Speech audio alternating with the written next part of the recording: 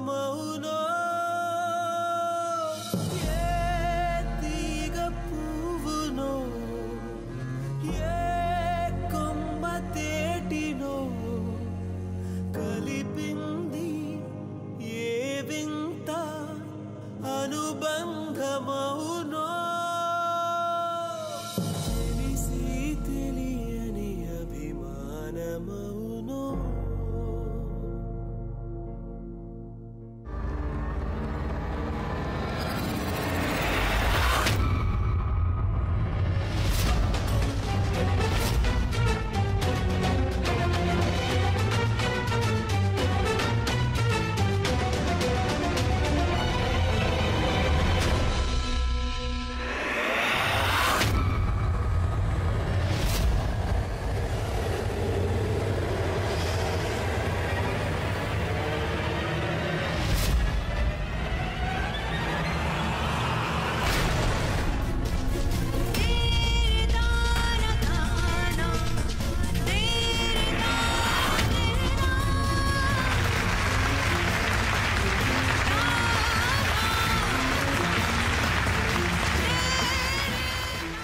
రాణా గారికి ప్రదానం జరిగిన సందర్భంగా వేడుక మొదలుపెట్టండి. నీకు వెళ్ళడానికి అనుమతి ఎవరిచ్చారు? నీ వినాశనానికి జరిగే వేడుక నువ్వు లేకుండా ఎలా పూర్తవుతుంది? మీరు మాకు నిజం చెప్పాలి అనుకోకపోతే మేము కూడా మీకు నిజం చెప్పడం తప్ప వేరే దారి లేకుండా చేస్తాం. గాయత్రీదేవి, మీ రాజు యొక్క ఆనందంలో పాలు పంచుకోవడం అనేది మీ బాధ్యత. మరి బాధ్యతని నెరవేర్చక తప్పదు కదా.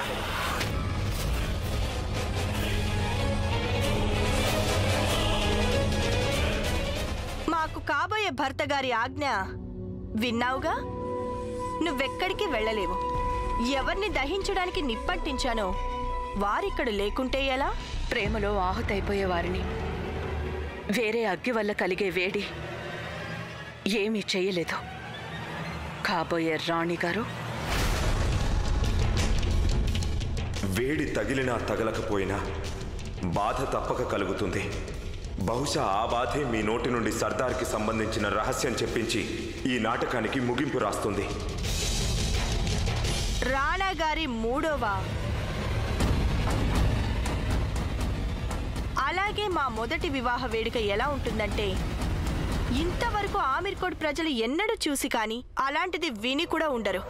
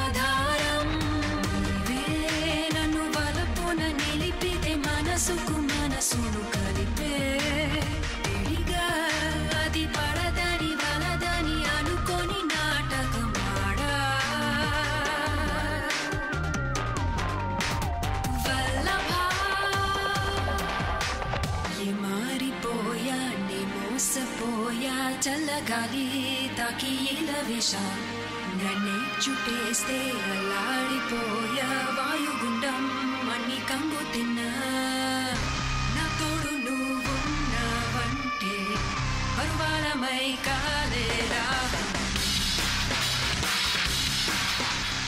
నా గదిలో ఉన్న వర్ణ చిత్రం వింత వింతలే ప్రత్యక్షం కాలం మరి కరగదు చెరగదు ఒకరికి ఒకరుగా ఉన్నా ఎవరు ఎడబిడది ఎరుకను వేరే పల్లకిలో ఉన్నా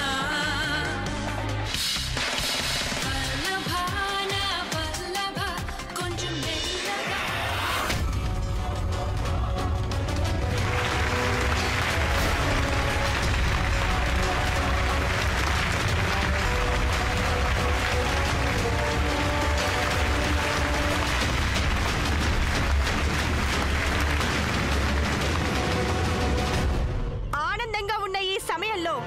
తన మాజీ భర్త కొత్త వివాహ వేడుకలో అందరి ముందు నాట్యం చేస్తుంది రాణా గారి ఈ మాజీ భార్య గాయత్రి.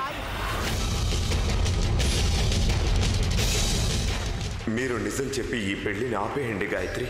ఈ నాటకానికి తెరపడిపోతుంది. ఆ నిజం నేను మీకు చెప్పలేను రాణా గారు. నిజం చెప్పానంటే ఏం జరుగుతుందో నేను ఊహించలేను. నా అభిమానానికి ఖరీదు మీ ప్రాణానికి సమానమైతే అందుకోసం నేను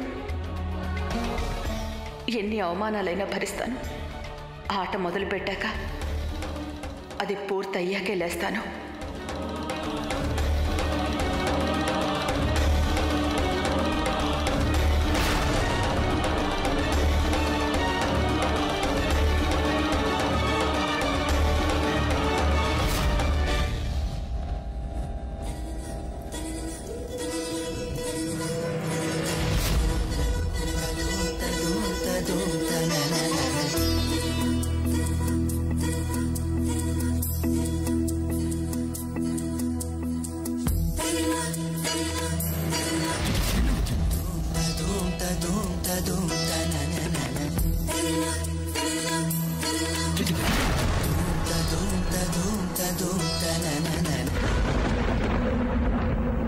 ప్రాణంలో ప్రాణంగా మాటల్లో మౌనంగా చెబుతున్నా బాధైనా ఏదైనా భారంగా దూరంగా వెళుతున్నా మొన్న కన్న కల నిన్న విన్న కథ రేపు రాదు కదా జత ఇలా నిరాశగా దరి దాటుతున్నా ఊరు మారుతున్నా ఊరుకోదు ఎదా ప్రాణంలో ప్రాణంగా మాటల్లో మౌనంగా చెబుతున్నా బాధైనా ఏదైనా భారంగా దూరంగా వెళుతున్నా మొన్న కన్న కల నిన్న విన్న కథ రేపు రాదు కదా జత ఇలా నిరాశగా ఐ లవ్ యూ. ఊరు మారుతున్నా ఊరుకోదు ఎదా ప్రాణంలో ప్రాణంగా మాటల్లో మౌనంగా చెబుతున్నా స్నేహం నాదే ప్రేమ నాదే ఆ పైన ద్రోహం నాదే కన్ను నాదే వేలు నాదే కన్నీరు నాదేలే తప్పంతా నాదే శిక్షంతా నాకే తప్పించుకోలేనే ఎడారిలో తుఫానులో తడియారుతున్నా తుది చూడకున్నా ఎదురీదుతున్నా ప్రాణంలో ప్రాణంగా మాటల్లో మౌనంగా చెబుతున్నా బాధైనా ఏదైనా భారంగా దూరంగా వెళుతున్నా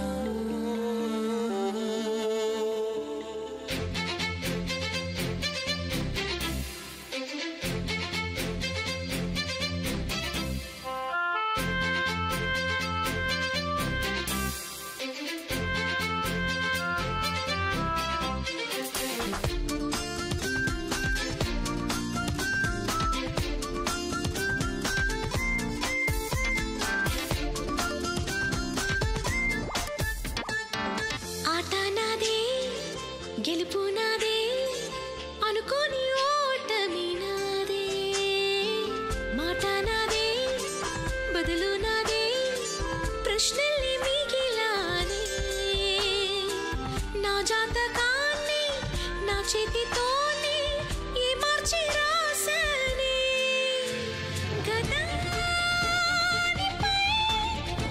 సమాధినై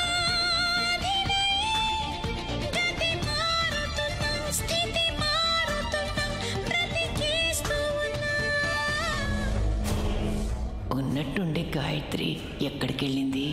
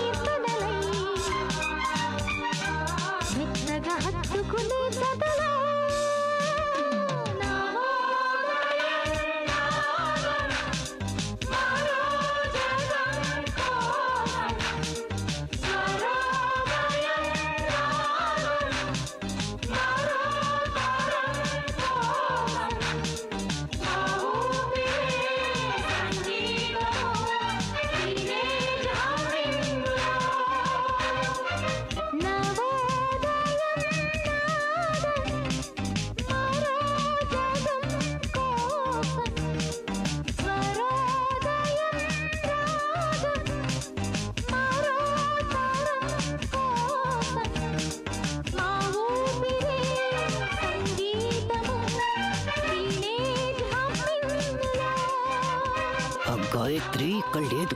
వెళ్ళి ఎక్కడుందో ఏం చేస్తోందో కనుక్కో. వెళ్ళు.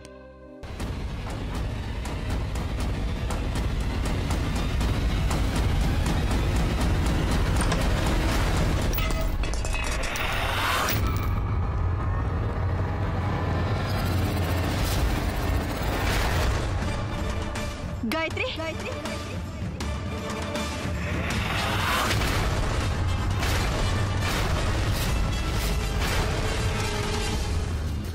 గాయత్రి ఏంటి?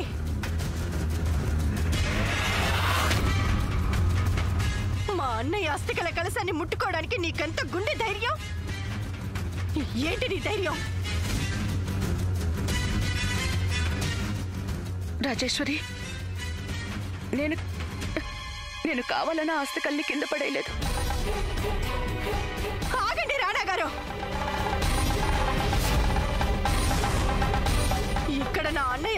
పడిపోయున్నాయి. ఈ కలశం ఎలా పడిపోయింది? కలశం కింద పడలేదు, కింద పడేసింది. నా అన్న బ్రతికున్నప్పుడు ఈ మహాతల్లి తిరస్కారం వల్ల బాధపడ్డాడు. ఈ రోజు ఆ పొగరు వల్లే బూడిదైపోయాడు కూడా.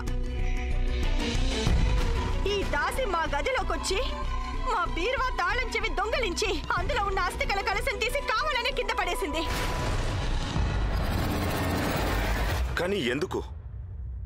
ఎందుకంటే ఈవిడికి మా కోరిక ఏమిటో బాగా తెలుసు. మా అన్నయ్య అస్థికల కన్యాదానం వరకు ఉండాలనుకున్నాం, కానీ అది తను ఓర్చుకోలేకపోయింది.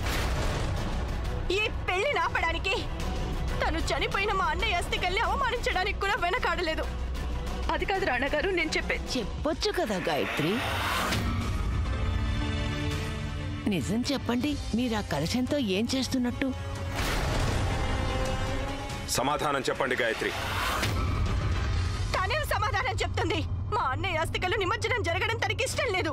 మా అన్నయ్య ఆత్మకి ముక్తి లభించడం ఇష్టం లేదు. మేము మా అన్నయ్య ప్రాణాలకి ప్రతీకారంగా నీ నుండి అన్నిటినీ లాక్కున్నాం.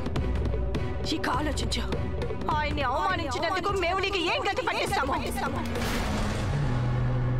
మేము మా అన్నయ్య అస్థికల మీద ప్రమాణం చేసి చెప్తున్నాం, ఈ అవమానానికి ప్రతీకారం తీర్చుకుంటాం. ఖచ్చితంగా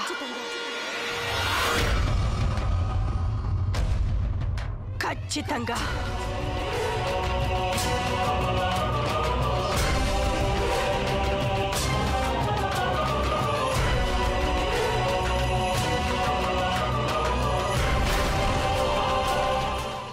రాణగారు, రాణగారు, ఏంటి మీరు చేస్తున్న పని? రాణగారు, రాణగారు, ఆగండి. రాణగారు, రాణగారు,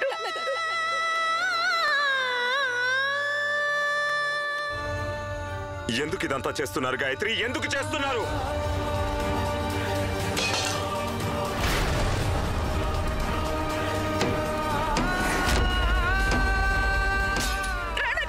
వదలండి, మమ్మల్ని మేము శిక్షించుకుంటున్నాం. తప్పు చేసింది నేను, అందుకు మిమ్మల్ని మీరెందుకు శిక్షించుకుంటున్నారు? మిమ్మల్ని శిక్షించేందుకే మమ్మల్ని శిక్షించుకుంటున్నాం. కానీ మీకు దానివల్ల ఏ నష్టం ఉంటుంది? ఒకవేళ మా బాధ గురించి మీకు ఏమాత్రం అర్థమైనా మీరు ఈ పెళ్లి జరగకుండా ఆపుండేవారు. ఈ రోజు మీరు తొడిగిన ప్రధానపు ఉంగరాన్ని మా వేలు నుండి తీసేయకుండా మా చేయి పట్టుకొని నిజం చెప్పుండేవారు. కానీ మీరేం చేశారు? ఈ రోజు ఇటు మీ భర్త, అటు రహస్యాల మధ్య రహస్యాన్ని ఎంచుకున్నారు. గాయత్రి, ఇంతకీ ఆ రహస్యం ఏమిటి? మీరు మమ్మల్ని ప్రతిరోజు కొద్ది కొద్దిగా చావటం అయినా చూడటానికి సిద్ధపడుతున్నారు, కానీ ఆ రహస్యం మాకు చెప్పడం లేదు. రాణగారికి కల్లో కూడా ఈ నిజం తెలియనివ్వకండి. రాణగారు, నన్ను నమ్మకమా? మీకు అర్థం కూడా తెలియని పదాల్ని వారాలని ప్రయత్నించకండి గాయత్రి. మీకు నమ్మకం గురించి ఏం తెలుసని? మీకు మీ భర్త మీద నమ్మకం లేదు, ఆమీర్కోట్ రాజు మీద నమ్మకం లేదు. ఒకవేళ నమ్మకమే ఉండుంటే మీరు మాకు నిజం చెప్పుండేవారు.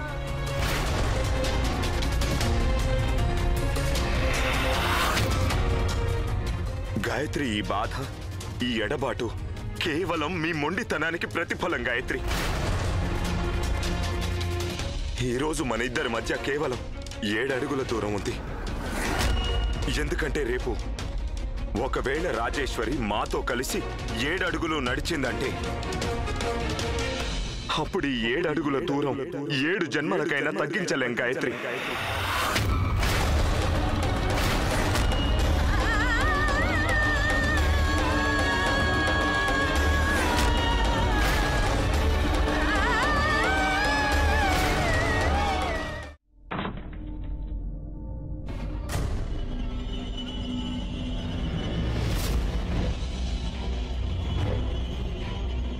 శత్రుత్వానికి కూడా హద్దులుంటాయి గాయత్రి. ఈ రోజు నువ్వు ఆ హద్దుల్ని కూడా దాటేశావు. ఈ చేతులతోనే మా అన్నయ్య అస్థికలు పడేశావు కదా. ఈ చేతులకు శిక్ష పడాల్సిందే. పద.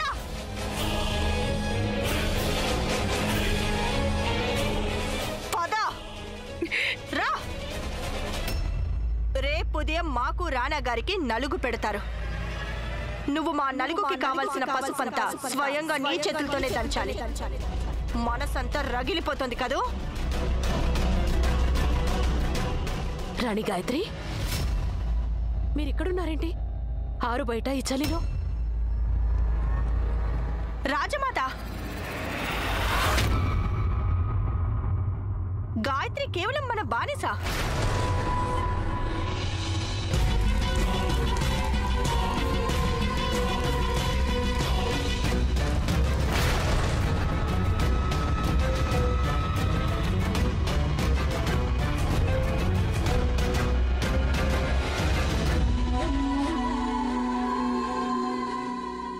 దీని గుండె రగిలిపోతోంది. ఆరు బయట బాగా మంచు కురుస్తోంది. చూద్దాం ఇది గెలుస్తుందో మంచు గెలుస్తుందో. ఈ రోజు నీకు మేము పరీక్ష పెడుతున్నాం. మాకు చూడాలనుంది జోరుగా వీస్తున్న ఈ శీతల పవనాలు గెలుస్తాయో లేక రగులుతున్న నీ గుండె మంటలో. రాజేశ్వరి, నువ్వు మాట్లాడుతున్నది ఎవరితోనో నీకు అర్థమవుతోందా? రాజమాత, ఇప్పుడు మేమేమన్నాము? తానే అంటుంది కదా నేను సుమంగళిని, పతివ్రతని, భక్తురాల్ని అని. అది చూసేద్దాం ఇది దీని భర్త కోసమని మా పరీక్షలో గెలుస్తుందో ఓడిపోతుందో.